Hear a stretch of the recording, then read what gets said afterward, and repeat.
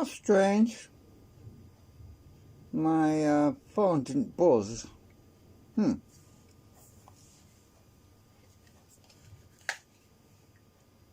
Alright, so as you know, over the last few years I've been working on various different designs, you know, using different kind of coupling. I've used the concentrics, I've used the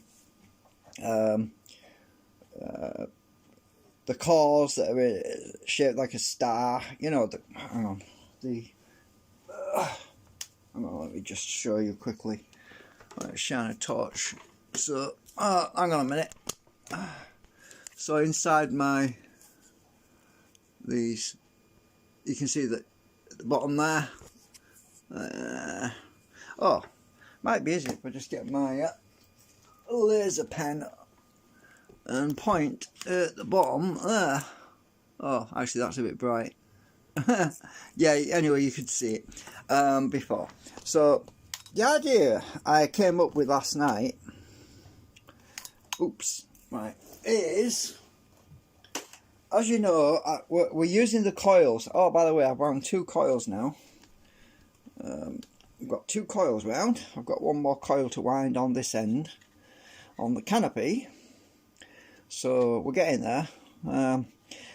Now I figured out why the voltage is so low at the moment. It's mainly because the nanocrystalline is not on the back of here, you know, for the reflectors, the magnetic reflectors. We do need those.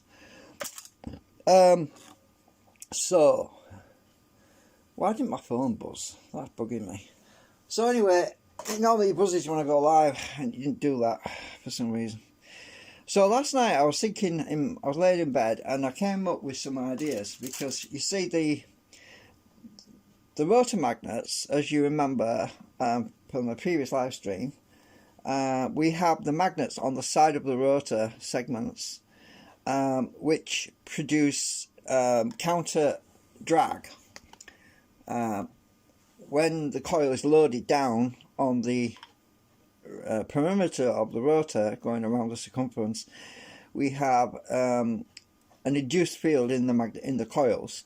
This field creates current in the coil, which flows around here, and this interacts with the magnets that are on the side of the rotor, which induces a counter effect to reduce the amount of drag that when we put a load on it. Well, that's the theory, and that's what I'm hoping that will work. Now, because of the spacing, because these coils are quite, actually, I think I measured it, I think it was about 5mm or something, or 6mm, I don't know, was it 9? I don't think it was 9mm, but there's a space anyway between the coil and the actual rotor inside, which is spinning, right? And last night I thought, I have an idea. Well, these coils always seem to work better when you have some kind of iron or some kind of core material between the magnets and the coil. And so what I came up with was an idea to embed or inset, as in INSET, inset some little slots for some cores using welding rod material, which is what I've been using, I've got plenty of it. I've got a bit of an abundance of it actually.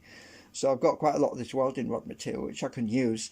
So what I was thinking now, as I said, I was just showing that star shape. Now, when we use that particular shape, it creates a rotational field. I mean, there's less drag on it because the field is actually pivoting around an actual point. Anyway, so my idea is to create something that looks a bit like a flower or a shell, as in a seashell shape. I'll try and draw it out. So if I create some segments which are made out of welding rod, right, let's just try to get this on the camera. And it's a bit blur, it's a bit, hang on a minute, let me zoom in. It's a bit whitey, that's better. Right, so, and if I shape it so that it's in this kind of a shape, embedded in the inside of the canopy on the tower drawing, right? You get the idea, something like that. So basically what happens is the rotor is traveling in this direction, right? Let's say, it doesn't matter which direction really, I'm just demonstrating it. So it intersects with these steel, and the steel is basically adjacent to the coil, which is on the back side. So the coil is on the back side. We've got two coils, right? So the coils are actually at the back of these deflectors, or pieces of steel core material, which creates our inductive reactance that we want. So, and as the rotor passes, these are the leading ones because they're pointed at an angle, so the magnetic field is less resistant to entry point on that point. So the field will, as the rotor's passing by, and the field will be rotated. I mean, obviously what I'm talking about rotating is when you apply a field of, say, north to this end of a piece of steel, you have an effect like a battery of positive negative along it, whereas if you put the directly to one side, it's basically the same polarization all the way along, because it's parallel to it, whatever, you know what I mean. So having this like that gives it some kind of lead in and lead out situation, so that the field is more, it can easily interact with the core materials. So anyway, what I was thinking was this would also create some delay, which is what I want, so that it would induce more field on the coils, anyway, to counter that drag. It's hard to explain what I'm talking about, but so anyway, what I've got to do, here's the canopy. So what I've got to do is model it in SketchUp. I've basically got to transplant this idea into cutting out sections. There's the coil on the back. So I've got to cut some sections out. If you look at the coils at an angle anyway, that's why it's got to be like that. So we have let me just get the marker pen. It might make it a little bit easier to see what I'm saying. I'm going to make a mess now. So if we get my marker pen and we just draw some lines. Oh shit, it's a bit rough there, and my pen was sticking. So I was thinking about doing something like this in the plastic, and for that one it's a bit rough. I'm not drawing on a flat surface, it's a bit bumpy.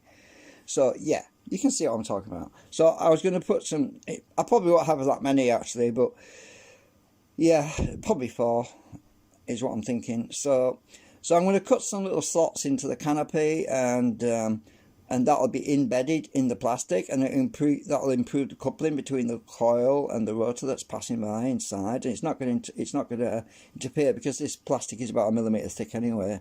The core material I'm using, I mean the welding rod material I'm using, is 2 millimeters anyway. So this material is only 2 millimeters, so it will fit easily in that plastic, as you can see. Yeah, you can see the thickness of the plastic relative to this piece of welding rod. It'll fit nicely in there. So they'll be embedded inside the canopy, so that when it's running, we will improve that anti-drag effect, which obviously I want to boost that, because the more I boost the output side by putting reflectors on this side, the more the less effective the anti-drag is going to be when I'm loaded this down, unless I compensate by putting these anti-drag couplings on this side as well. So when we add, sorry, I've got indigestion again. I'll have to wipe that off now. It's made a mess.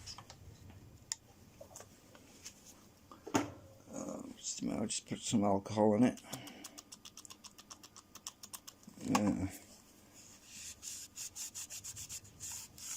There we go.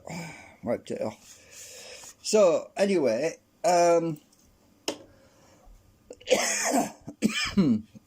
So anyway, there we go. So that's my idea for the next phase. I'm still going to continue winding this canopy because I want to test it with a full... Oh, I'm zoomed in now still. What have I done now? Here we go, hang on. So, I'm still going to finish winding this one because I'm going to try it with a full set of coils on here. If I really have to, I could simply get my piece of steel, welding rod material, cut it to the right length, place it on here and use the soldering iron and melt it into position. I could just push it into the plastic basically as a workaround because I've already printed this obviously. So, but the future prints of the canopy, I plan to incorporate the little grooves for the welding rod material to actually go in there. But as a workaround for this one, I could simply make some, simply get my soldering iron and push it in to the plastic. Obviously it's not turned on right now, otherwise I'd be burning myself. I could just push it into the plastic with heat and then trim it off with a knife afterwards. So I could still do it with this one to try it out to see what the gain effect would be. So I'm going to continue winding the coil on this. I've just got one more to do. Oh, I measured the impedance, by the way. The impedance of each of these coils is, the first one was 5.2 ohms, the second one was 5 ohms. So yeah, pretty close, because you can just feel how thick the wire is, how many layers there is on these pegs. You can see how far they stick up, and I got it about right. So I got them both pretty much close to each other. So the first coil I wound was about 5.2 ohms, and the second one, the middle one, is 5 ohms, or it might be 5.1 ohms actually, but it's close enough. Anyway, that's the point. So we're getting there slowly. I'm not rushing because, as I say, I've been overdoing it lately. My health isn't brilliant either, and winter doesn't help. Cold feet and everything's not able to sleep, indigestion, and yeah, all sorts of stuff going on with me right now. But anyway, we'll get there. So I thought I'd just give you a little insight into the next idea to incorporate into the design. And it's looking promising so far, but obviously it's not going to, don't expect this to work effectively without the reflectors on the back, because that's what helps to guide the magnetic fields through the coil to create the flux lines to interact evenly with the coil to generate power. Without the reflectors on the back, the magnetic field tends to be very uneven. It's in all different directions, and it doesn't give a uniform effect on all of the coil. Therefore we don't get much output on it. It's hard to explain it, but yeah, it's difficult. I mean, yeah. So we're getting there anyway. I just thought I'd give you a quick update on that. I think it looks pretty cool. I like the new canopy design, and it's starting to bend out a bit because the coil's pulling on it. But yeah, I'm gonna have to watch this doesn't warp too much. I don't want it warping on me too much. I'll have to put some elastic bands around here or something to hold it from warping out a bit, because it's starting to bow out a bit on there. You can see it's just starting to come in this direction a bit. I don't want it curling on me, so I might put this back in the container to prevent that from happening till I'm ready to do the next coil. Anyway, thank you for watching. I'm going to have to closely monitor this Streamlabs app because it's been acting a bit strange on me lately. I certainly hope I'm not muted. Right. Okay. Well, I'll see you later, and yeah, it's all looking quite interesting and very promising right now. Thank you for watching. Bye for now.